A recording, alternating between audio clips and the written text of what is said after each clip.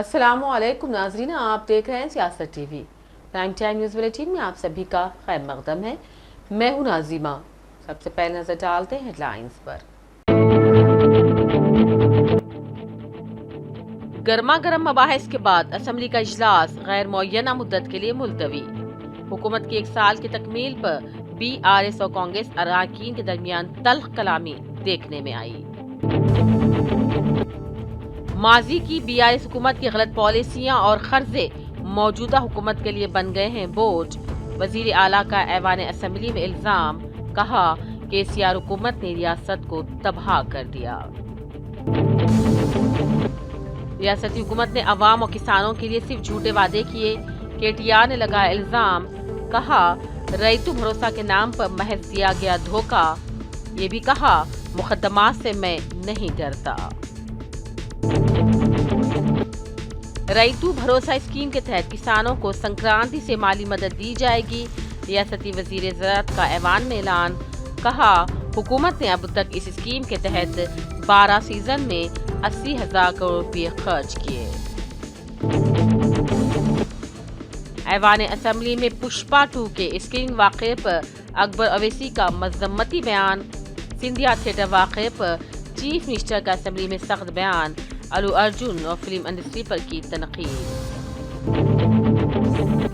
नलगुंडा में सड़क हादसा, 3 अफराद हलाक, वैन की बाइक को टक्कर, महलुकी में 2 मर्द एक खातून शामिल। वज़ीर आज़म मोदी का कुवैत में वालिहाना इस्तकबाल। कुवैत का दौरा मुस्तकबिल की शराकतदारी के लिए रोड मैप तैयार करने का मौका फराहम करेगा, मोदी का बयान। कुवैत रवाना होने वाले वज़ीर आज़म मोदी पर कांग्रेस का हमला, कहा मणिपुर के लोग इंतजार करते रह गए और मोदी दुनिया की सैर में है मसरूफ। और जर्मनी के क्रिसमस बाजार में तेज रफ्तार कार हुजूम में घुस पड़ी, 2 की मौत, 68 जख्मी, सऊदी शहरी गिरफ्तार। हेडलाइंस आपने देखी, अब पेश है खबरों की तफसील। आज यानी कि हफ्ते को असम्बली का सरमा इजलास गैर मुअय्यना मुद्दत के लिए मुलतवी कर दिया गया है। तफसीलात के मुताबिक ये इजलास 9 दिसंबर को शुरू हुआ था और फिर 16 दिसंबर तक मुलतवी कर दिया गया था। गुज़िश्ता पीर को शुरू होने वाला इजलास का दौरानिया 6 दिनों तक रहा। जुमला मिलाकर 7 दिनों में असम्बली ने 33 घंटे 44 मिनट तक काम किया। असम्बली के सरमाई इजलास के दौरान कांग्रेस के अरकान ने हुकूमत की 1 साल की हुक्मरानी में सामने आने वाले अवामी मसाइल पर बहस की भी कोशिश की। असम्बली के आखिरी दिन यानी कि आज किसान भरोसा, किसान कर्ज माफ़ी और 24 घंटे बिजली की फ्राहमी पर BRS कांग्रेस के अरकान के दरमियान सख्त बहस तकरार हुई। KTR ने किसान कर्ज माफ़ी और किसान भरोसे के बारे में कांग्रेस हुकूमत पर धोखाधड़ी का भी इल्ज़ाम लगा दिया। Total questions received 306, admitted starred 227, admitted unstarred 32, starred questions answered 39, postponed 1, answer to the questions placed on the table of the House, starred questions 25, unstarred 3. Fourth session statistics from 9th to 21st December 2024. Number of days for which the Assembly sat 7 days. Number of hours for which the Assembly worked 37 hours 44 minutes. Number of starred questions answered orally 39. Number of answers to the starred questions placed on the table of the House on 21/12/2024 25. Number of answers to the unstarred questions placed on the table of the House on 21/12/2024 3. Number of supplementaries made by the members 69. Number of speeches made by the members 71. Number of bills introduced and passed 8. Number of short discussions discussed 4. Number of statements made by the Chief Minister 1. Party positions in the Assembly as on 21/12/2024. Indian National Congress 65, BRS 38, BJP 8, MIM 7, CPI 1, total 119. With the consent of the House, I urgent the House sine die. वज़ीर आला रेवंत रेड्डी ने कांग्रेस हुकूमत पर opposition BRS की तनकीदों को मुस्तरद कर दिया। रेवंत रेड्डी ने ऐवान में रियासत की फलाही स्कीमात के बारे में कहा कि माजी की BRS हुकूमत की गलतियों और बेपनाह कर्जों की वजह से मौजूदा कांग्रेस हुकूमत कुछ नहीं कर पा रही है।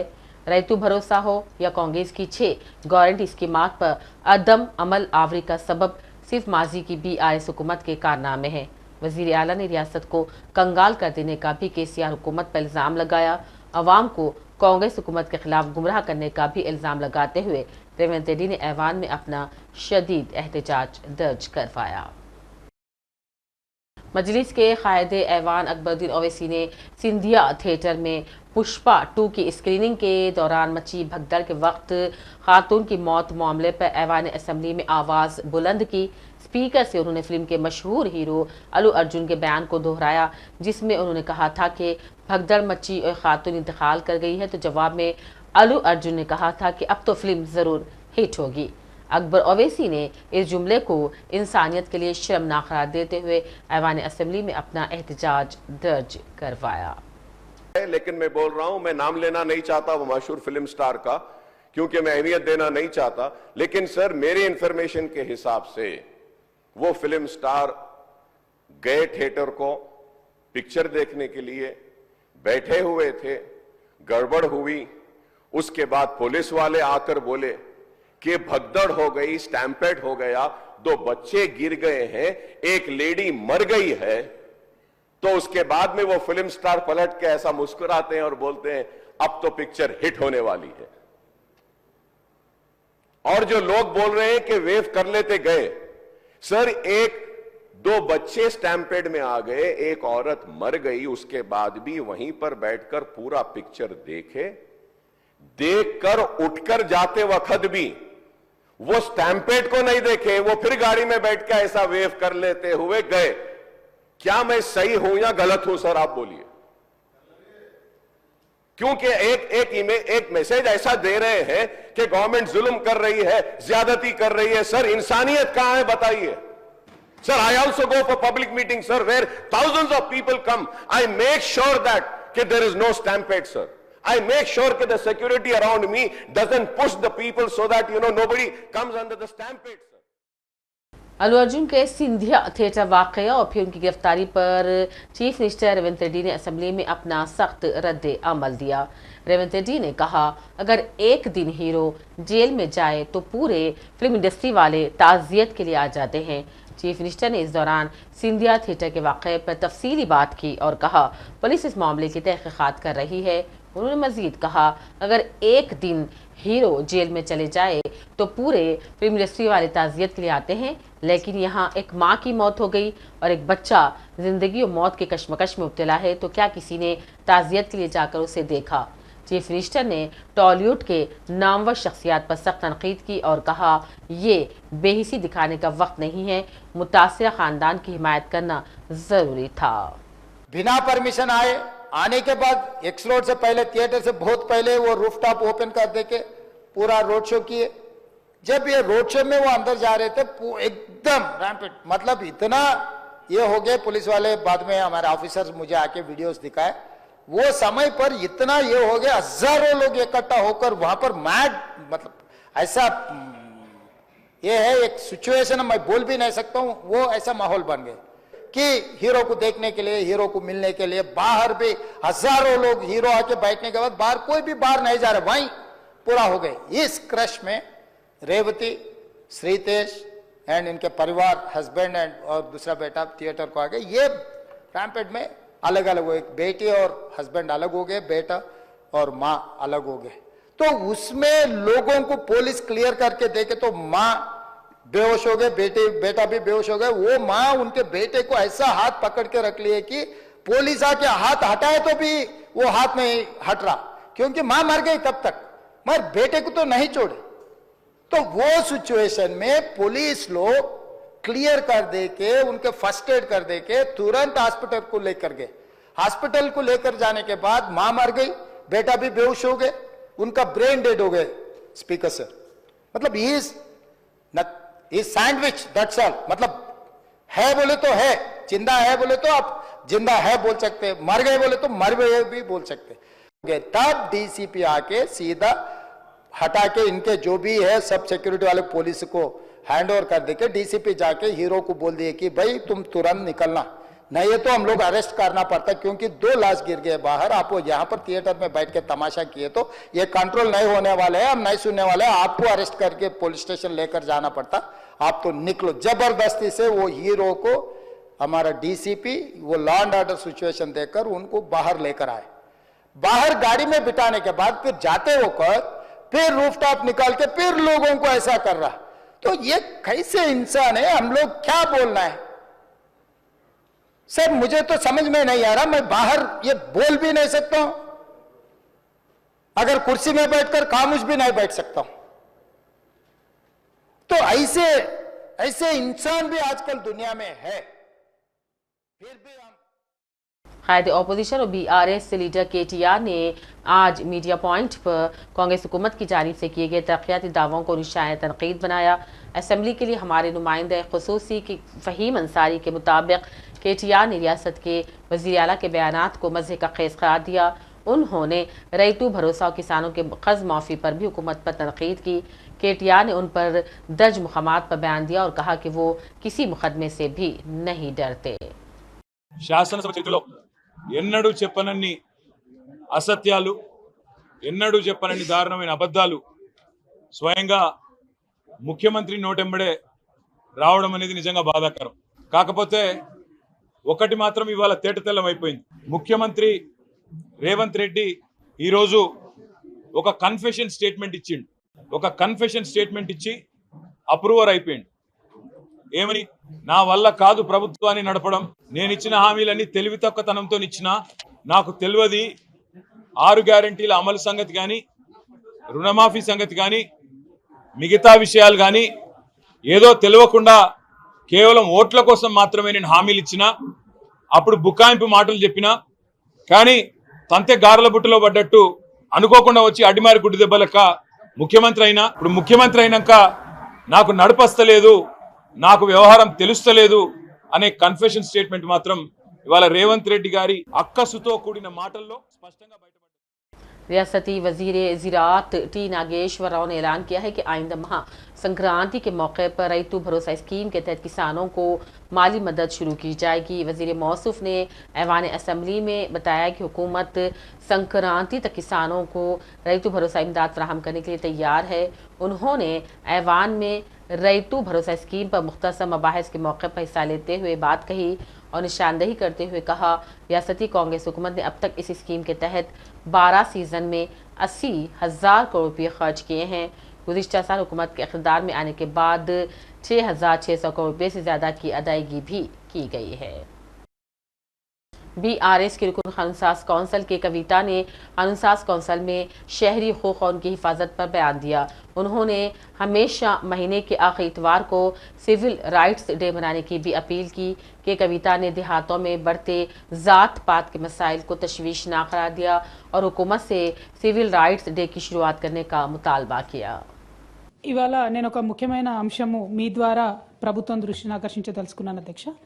ఇప్పటికీ మనం చూస్తూ ఉంటాం అధ్యక్ష, గ్రామాల్లో పట్టణాల్లో కూడా చాలా చోట్ల ఒక కుల వివక్షత కానీ, అంటరానితనం కానీ, అస్పృశ్యత కానీ ఇవన్నీ జరుగుతూ ఉంటాయి అధ్యక్ష. చాలా చోట్లకు మీరు వెళ్ళినట్టయితే చిన్న చిన్న ప్లేసెస్లో ఎవరి గ్లాసును వాళ్ళే కడుక్కోమని చెప్పేటటువంటి పరిస్థితి, 2 గ్లాసుల విధానం అనేది ఇంకా కూడా అన్యాయంగా రాష్ట్రంలో ఉంది అధ్యక్ష. చాలా గ్రామాల్లో చాలా చోట్ల దేవాలయ ప్రవేశాలకు కూడా చాలా మందిని రానివ్వనటువంటి పరిస్థితి ఉంది అధ్యక్ష. ఇవన్నీ నివారించాలని చెప్పి ప్రభుత్వాలుగా మనం సివిల్ రైట్స్ డే అని ఒకటి పెట్టుకున్నాం అధ్యక్ష. ప్రతి నెల లాస్ట్ సండే ఎంఆర్ఓ గారు, తహసీల్దార్ గారు, అట్లానే సాంఘిక సంక్షేమ అధికారి గారు, పోలీస్ ఎస్ఐ గారు వీళ్ళందరూ వెళ్ళి ప్రజల్ని కొద్దిగా చైతన్యపరచాలని సివిల్ రైట్స్ డే అని పెట్టుకున్నాం అధ్యక్ష. ఈ ప్రభుత్వం ఏర్పడ్డట్టు నుంచి ఇప్పటి వరకు ఒక్క నెల కూడా ఎక్కడ కూడా రాష్ట్రంలో సివిల్ రైట్స్ డే అనేది జరుగుతలేదు అధ్యక్ష. కొంచెం సీరియస్గా ఈ అంశాన్ని పరిగణించాలి. ఎందుకంటే ఈ లాస్ట్ 1 yearలో మనం చూసుకున్నట్టు ऐवान में रईतु भरोसा और किसानों के खुदकुशी मसले पर बहस में हिस्सा लेते हुए साबिक वजीर BRS क़ायद KTR ने किसानों के बढ़ते खुदकुशी मामलियत के लिए कांग्रेस हुकूमत को जिम्मेदार करार दिया। KTR ने किसानों के मसाइल की अदम अदायगी का कांग्रेस हुकूमत पर इल्ज़ाम भी लगाया। इस मौके पर उन्होंने बाज़ाब्ता तफसीली डाटा भी पेश किया। దానికి నా దగ్గర లెక్కలతో సహా NCRB లెక్కలతో సహా ఉన్నాయి అధ్యక్ష। ఆ రోజు భారతదేశంలో జరిగే రైతు ఆత్మహత్యల్లో ఆనాడు తెలంగాణ ప్రాంతం అదేవిధంగా మహారాష్ట్రలోని విదర్భ ఈ రెండు ప్రాంతాలే టాప్ అధ్యక్ష। తెలంగాణ ఏర్పడ్డ నాడు భారతదేశంలో రైతు ఆత్మహత్యల్లో 11.1% ఆత్మహత్యలు మన రాష్ట్రం నుంచి ఈ ప్రాంతం నుంచి జరిగేది అధ్యక్ష। ఈ రోజు నేను గర్వంగా చెప్తా ఉన్నా అధ్యక్ష, గర్వంగా చెప్తా ఉన్నా, ఈ రోజు మేము మీకు ప్రభుత్వాన్ని అప్పజెప్పినాడు, మీరు మాకు అప్పజెప్పినాడేమో 11.1% రైతు ఆత్మహత్యల్లో తెలంగాణ వాటా, మేము మళ్ళీ తిరిగి మీకు అప్పజెప్పినాడు భారతదేశంలోనే అత్యల్పంగా 1.5%తో మీకు అప్పజెప్పినాం, రైతు ఆత్మహత్యలు తగ్గించినాం అనే మాట నేను గర్వంగా చెప్తా ఉన్నా అధ్యక్ష। దానికి కూడా ప్రామాణికం రేవంత్ రెడ్డి గారు। BRS के रुकने असम्बली और साबिक रियासती वजीर खजाना हरीश राव ने ऐवान असम्बली की कार्रवाई बर वक्त ना शुरू करने की स्पीकर से शिकायत की। उन्होंने अपने 10 साल दौरे हुकूमत की मिसाल पेश करते हुए कहा कि हमने हमेशा वक्त मुखरा पर ऐवान की कार्रवाई का आगाज किया था और ये हमारा रिकॉर्ड है। ఏ ఒక్క రోజు కూడా అసెంబ్లీ 10 అంటే 10 గంటలకు స్టార్ట్ కాలేదు। మీరు లాస్ట్ సెషన్ చూడండి, మేము 10 ఏళ్ళు సభ నడిపితే 10 అంటే 10 గంటలకు ఖచ్చితంగా టెన్షన్గా సభ నడిపాం అధ్యక్ష। సభ సమయపాలన పాటించడం అనేది చాలా ముఖ్యం అధ్యక్ష। ప్రతిరోజు కూడా ఈ సెషన్లో మీరు చూస్తే రోజు 5 నిమిషాలు 10 నిమిషాలు 15 నిమిషాలు సభ ఆలస్యంగా ప్రారంభం కావడం కరెక్ట్ కాదు అధ్యక్ష। సభ అందరికీ ఆదర్శంగా ఉండాలి, కానీ మనమే ఇట్లా ఆలస్యంగా నడపడం అయితే కరెక్ట్ కాదని మీకు మనవి। दस्तूर हिंद के मेमार डॉक्टर भीमराव अंबेडकर के मुतालिक लोकसभा में मरकजी वजीर दाखिला अमित शाह के रिमार्क्स पर जहां मुल्क भर में अपोजिशन, सियासी जमातें और दलित तंजीमों की जानिब से एहतजाज किया जा रहा है, तो वहीं आज शहदाबाद में भी SC, ST, BC और मुस्लिम फ्रंट के जिम्मेदारान ने हुसैन सागर के करीब नज़्म मुजस्सिमा अम्बेडकर के रूबरू एहतजाजी धरना दिया। पेश इस खुसूस में हमारे नुमाइंदे सैयद इस्माइल ज़बीउल्लाह की ये खास रिपोर्ट। दुनिया की अजीम जमहूरियत हिंदुस्तान में समाजी मसवात को हकीकी माने में नाफिज करने के लिए तैयार किए गए हिंदुस्तान के आइन पर बहस के दौरान मरकजी दस्तूर हिंद के मेमार डॉक्टर भीमराव अंबेडकर के मुतालिक वजीर दाखिला अमित शाह के रिमार्क्स के बाद से पार्लियामेंट के अंदर बाहर कांग्रेस के बशमूल इंडिया अलायंस की सारी सियासी जमातें मुसलसल एहतजाज कर रही हैं और अमित शाह से मुआफ़ी का मांग कर रही है। इसी सिलसिले में हमारे शहदाबाद में भी एक ज़बरदस्त एहतजाजी मुजाहरा हुआ। SC, ST, BC और मुस्लिम फ्रंट के ज़ेर एहतमाम मुनक़िदा इस एहतजाजी मुजाहरे में दलित समाज के साथ मुस्लिम तंजीमों के ज़िम्मेदारान भी नज़र आए।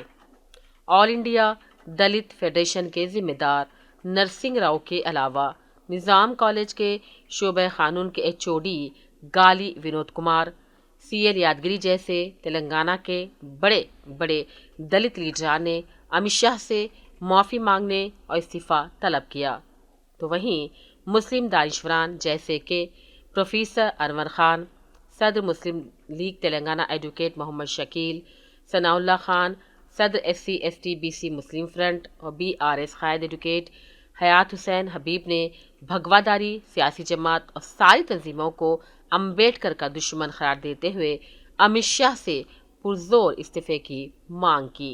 मज़कूरा क़ायदीन ने मुस्तक़बिल में भी अपने एहतजाज में शिद्दत पैदा करने का इंतबाह दिया। जिस तरह इसकी धज्जियाँ उड़ा दी गई हैं इस संविधान की, इस कॉन्स्टिट्यूशन की, उस सिलसिले में भी बहुत सारी बातें आई हैं। ये बातें उनको पसंद नहीं आई हैं। लीडर ऑफ दी हाउस की जानिब से उन्होंने आखिर में जवाब देते हुए जब कंप्लीट करना हुआ उनको, तो उनके दिल में जो गुस्सा, उनके दिल में जो विष भरा हुआ था, उनमें जो नफ़रत भरी हुई थी, उसका इजहार उन्हें अंबेडकर साहब पर निकाला और कहा कि आज फैशन हो गया है ये कि बहुत सारे लोग अंबेडकर अंबेडकर अंबेडकर कह रहे हैं। इस तरह उन्होंने 7 मरतबा कहा। 7 मरतबा कहने के बाद उसके बाद कहा कि अगर तुम यही भगवान को याद करते तो तुमको जो है 7 जन्मों तक स्वर्ग मिलता, उन्होंने कहा। तो इससे मालूम ये हुआ कि उन्होंने दस्तूर की कितनी अवहेलना की, उनके दिल में कितनी नफ़रत है दस्तूर के सिलसिले में, कॉन्स्टिट्यूशन के सिलसिले में, अंबेडकर साहब के सिलसिले में। इस पर जो है जो बेइज्जती उन्होंने की है अंबेडकर की, उन्हें वज़ीर दाखिला अमित शाह ने अम्बेडकर जी के बारे में अपने जो नज़रियात रखे हैं, वो नज़रियात रखने के अलावा उन्होंने जिस तरीके से तासुब का मुजाहरा करा, उससे ये बात जाहिर हो गई कि अमित शाह को दलितों से और अम्बेडकर से कितनी नफरत है, और ये नफरत उनकी फितरत है, क्योंकि उन्हें RSS से वाबस्ता है। और सॉलकर जो RSS का फाउंडर है, उन्होंने कई दफ़ा डॉक्टर साहब के ख़िलाफ़ में कई दफ़ा उन्होंने ज़हर उगला है। उसी की नज़रिए को मद्देनजर रखते हुए अमित शाह पार्लियामेंट में ये नज़रियात अपने रखे हैं।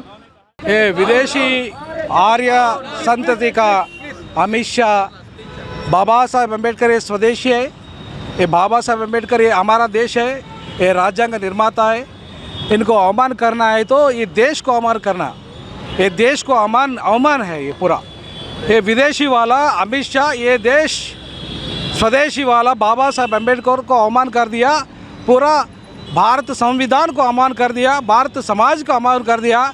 इसीलिए immediately he is don't having the seat in the seat, he has to resign himself if he is obey the constitution of other law, otherwise 45 crores of the Dalits will remove his post shortly। आज हम सब यहाँ पे जमा हुए हैं बाबा साहब अम्बेडकर के जो है मुजस्समे के पास।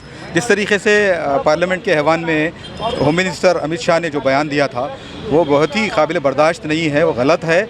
और जिस तरीके से आइन का इल्म नहीं है, वो अज्ञानी है, वो जो है लाइल्म है, क्योंकि संविधान के जो निर्माता है, जो कॉन्स्टिट्यूशन को जो बनाए हैं, उनको जो है उनको जो है वो बहुत सोच समझ कर जो है इसको बनाए हैं। और 7 जन्मों की जो बात कर रहे हैं, 7 जन्मों की जो बात कर रहे हैं, 100 जन्म भी अगर तुम ले लेंगे अमित शाह, तो तुम जो है उस लेवल पे नहीं पहुंच सकेंगे बाबा साहेब अम्बेडकर के। तो मैं ये चाहूँगा क्या करें, उसको विड्रा करके पहले रिजाइन करना आपको होम मिनिस्ट्री से। अगर नहीं करेंगे, ये याद रखो, हम इतनी बड़ी मोर्चा खोलेंगे जो आपका तड़ी पार का है ना, हम भारत से पार करा देंगे। एक बात याद रखो आप लोग। और मैं माननीय हमारे प्रधानमंत्री से पूछ रहा हूँ और कह रहा हूँ, अब इमीडिएट अपने अमित शाह को वो पद से निकाल के फेंक दो वहाँ पे पहले, उसके बाद में देखना है क्या होने वाला है।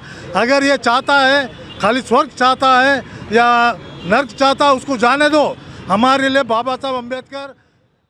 रियासत के किसी भी लॉ कॉलेज में पहली मरतबा inter college crime scene investigation मुकाबला Sultan Uloom college of law में मुनक्किद हुआ है। हिंदुस्तान भर से 21 टीमों ने इस मुकाबले में हिस्सा लिया।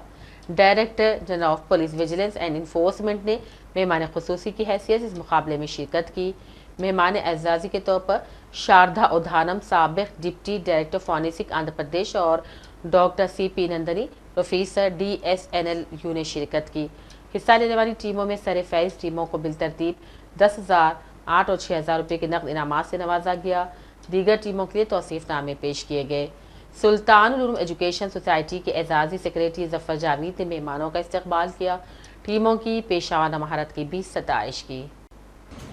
Sultan College of Law has taken this initiative, and I'm sure it'll go a long way in helping you to even sharpen your investigative skills.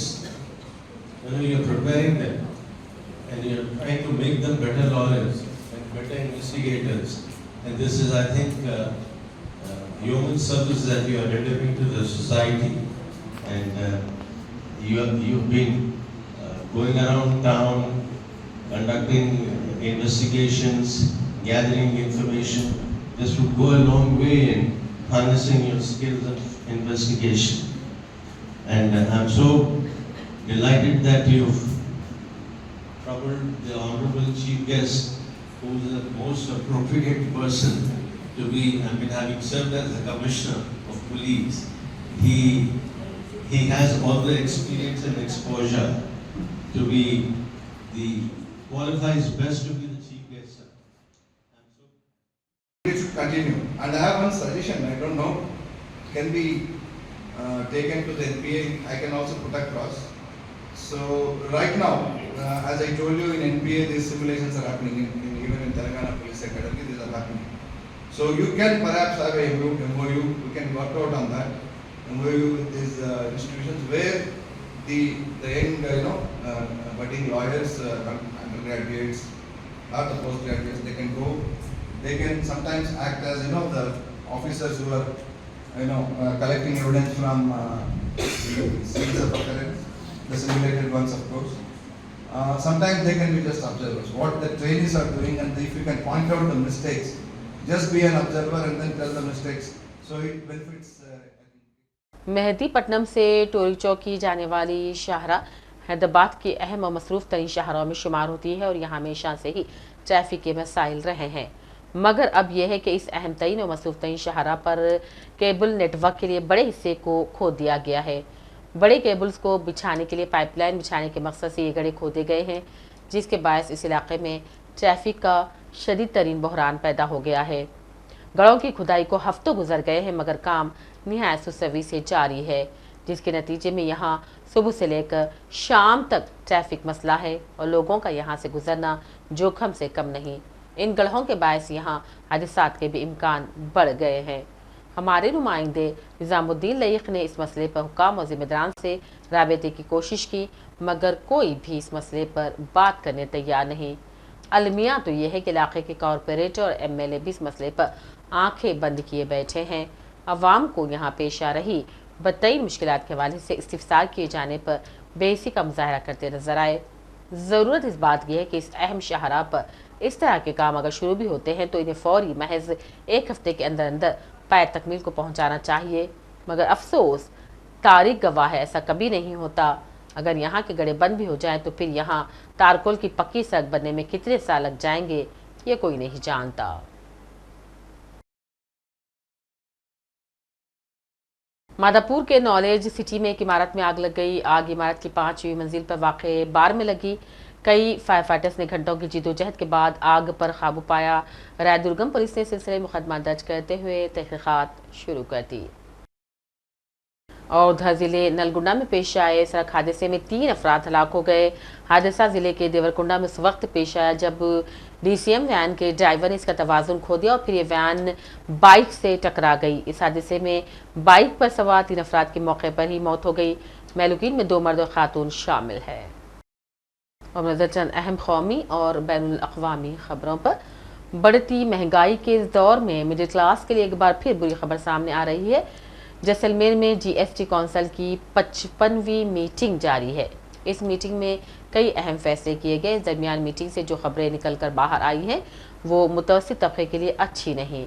मरकजी वज़ीर मालियात निर्मला सीतारमण की सदारत में हो रही इस मीटिंग में फोर्टिफाइड चावल के टैक्स स्ट्रक्चर को आसान बनाते कौंसिल ने इस पर 5% GST लगाने का फैसला किया, चाहे इसका इस्तेमाल किसी मकसद के लिए हो। साथ ही साथ खाने के लिए तैयार पॉपकॉर्न पर भी टैक्स की शरह को लेकर तफसीलात सामने आई है। आम नमक और मसालों से तैयार पॉपकॉर्न पर 5% GST लगेगा। पैकेज्ड और लेबल लगे हुए पॉपकॉर्न पर GST की शरह 12% होगी।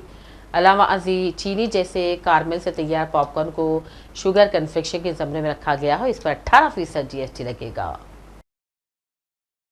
वज़ीर आज़म नरेंद्र मोदी ने कहा कि उनका 2 रोज़ा दौरे कुवैत दोनों मालिक के दरमियान दोस्ती के रिश्ते को मुस्तहकम करने, बाहमी फ़ायदे के मुस्तक़बिल की शराकतदारी के लिए एक रोड मैप तैयार करने का ज़रीन मौका है। मोदी ने अपनी रवानगी से पहले अपने बयान में कहा, आज मैं कुवैत के अमीर शेख मशल अल अहमद अल जाबिर सभा की दावत पर कुवैत जा रहा हूँ। हम कुवैत के साथ नस्लों से चले आ रहे तारीख़ी ताल्लुक़ को बहुत अहमियत देते हैं।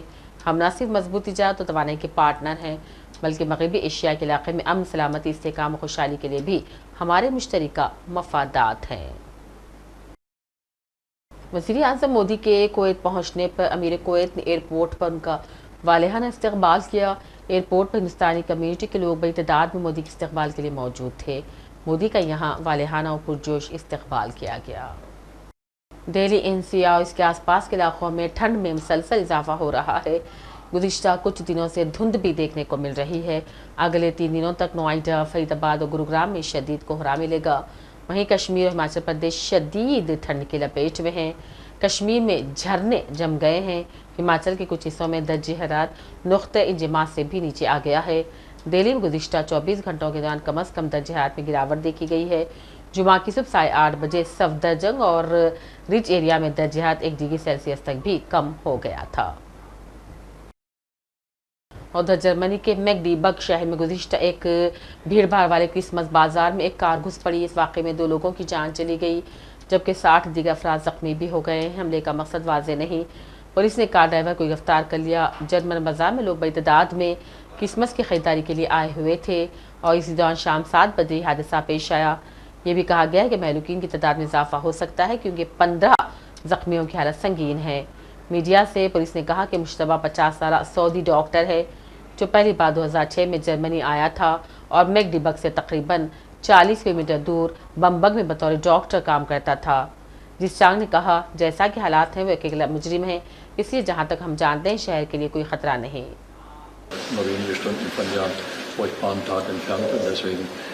bin ich erstmal froh, dass wir zumindest das so weit eingrenzen konnten, dass wir ihn auch gefasst haben und dass wir sozusagen alles jetzt der unabhängigen Justiz überlassen können, wenn es darum geht, diese furchtbare Tat auch zur Aburteilung zu bringen. Wir haben nach dem jetzigen Stand 2 Vollzugklagen und eine Polizeieinheit verletzt. Der Täter ist festgenommen. Es handelt sich um einen 50-jährigen Menschen aus Saudi-Arabien, der 2006 erstmalig in die Bundesrepublik Deutschland eingereist ist. Er verfügte über eine Niederlassungserlaubnis und damit einen unbefristeten Aufenthaltstitel. Er war zuletzt als Arzt in Bernburg tätig. Nach unserem jetzigen Kenntnisstand hat er als Einzeltäter gehandelt. Erkenntnisse über weitere. आखिर में lines में डालते हैं एक और नजर। गर्मा गर्म मबाहिस के बाद असम्बली का इजलास गैर मुअय्यना मुद्दत के लिए मुलतवी। हुकूमत की 1 साल की तकमील पर BRS और कांग्रेस अरकान के दरमियान तल्ख कलामी देखने में आई। माजी की BRS हुकूमत की गलत पॉलिसियां और खर्जे मौजूदा हुकूमत के लिए बन गए हैं बोझ। वजीर आला का ऐवान असम्बली में इल्जाम, कहा KCR हुकूमत ने रियासत को तबाह कर दिया। रियासती हुकूमत ने अवाम और किसानों के लिए सिर्फ झूठे वादे किए। KTR ने लगाया इल्जाम, कहा रैतु भरोसा के नाम पर महज दिया गया धोखा। ये भी कहा मुकदमात से मैं नहीं डरता। रैतु भरोसा स्कीम के तहत किसानों को संक्रांति से माली मदद दी जाएगी। रियासती वजीर ज़राअत का ऐवान में ऐलान, कहा हुकूमत ने अब तक इस स्कीम के तहत 12 सीजन में 80,000 करोड़ रुपये खर्च किए। ऐवान असम्बली में पुष्पा 2 के स्क्रीनिंग वाक़े पर अकबर अवैसी का मज़म्मती बयान। सिंधिया थिएटर वाक़े पर चीफ मिनिस्टर का असम्बली में सख्त बयान। अल्लू अर्जुन और फिल्म इंडस्ट्री पर की तनकीद। नलगुंडा में सड़क हादसा, 3 अफराद हलाक, वैन की बाइक को टक्कर, महलूकीन में 2 मर्द एक खातून शामिल। वज़ीर आज़म मोदी का कुवैत में वालिहाना इस्तकबाल। कुवैत का दौरा मुस्तकबिल की शागिर्दारी के लिए रोड मैप तैयार करने का मौका फराहम करेगा, मोदी का बयान। कुवैत रवाना होने वाले वज़ीर आज़म मोदी पर कांग्रेस का हमला, कहा मणिपुर के लोग इंतजार करते रह गए और मोदी दुनिया की सैर में है मसरूफ। और जर्मनी के क्रिसमस बाजार में तेज रफ्तार कार हुजूम में घुस पड़ी, 2 की मौत, 68 जख्मी, सऊदी शहरी गिरफ्तार। इसी के साथ प्राइम टाइम बुलेटिन का सिलसिला यही इख्तिताम को पहुंचता है। पूरी टीम के साथ दीजिए इजाजत। देखते रहिए सियासत TV। अल्लाह हाफिज।